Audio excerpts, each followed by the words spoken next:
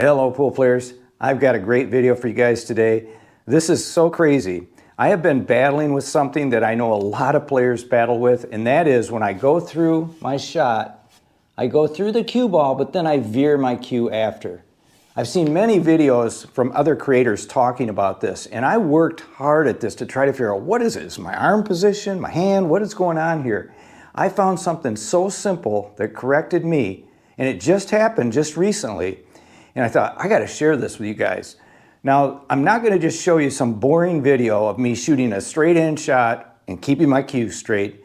Now, when I was practicing the other night, I was practicing 10 ball, and I was implementing what my thought process was to keep my cue going straight. And I wanna share that with you, and you're gonna see that in about a 2.5 minute video of me breaking and running 10 balls. Now, the other thing too, a little bonus with this video, I do some commentating and I talk about some key points within that rack that will help you with other aspects of your game. But mainly, my main takeaway for me was keeping my cue going straight down the line on every shot. And you're gonna see that here. Now keep in mind, what I'm doing is I'm simply leaving the cue go straight forward through to my target.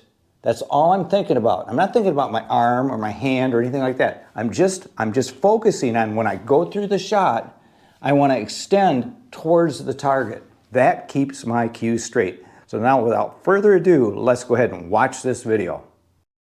So before I break this 10 ball rack, let me just share what is going on. Notice the circle in the middle of the table? That's where I want my cue ball to park.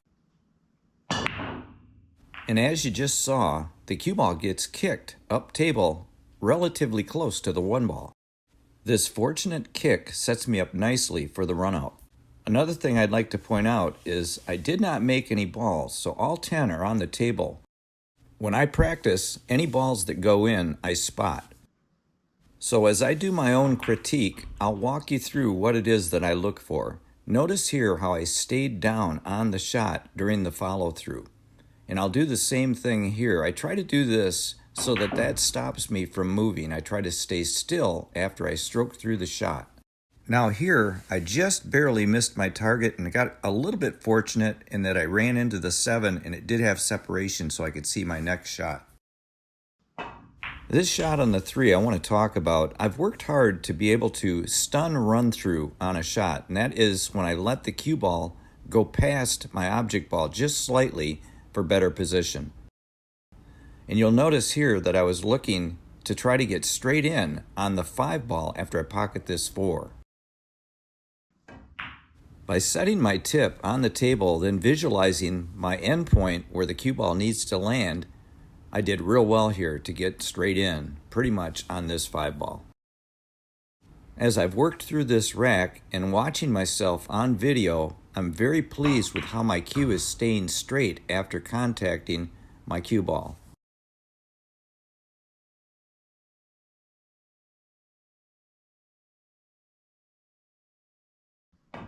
And here I've played delicate position to my 7 ball for the side pocket.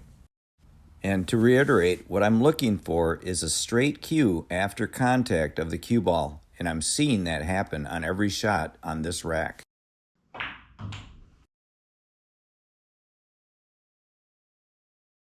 What I'm going to do is I'm going to include a video at the end of this video that you can watch, and it'll show exactly what I need to be doing that I'm really not doing on this particular run out.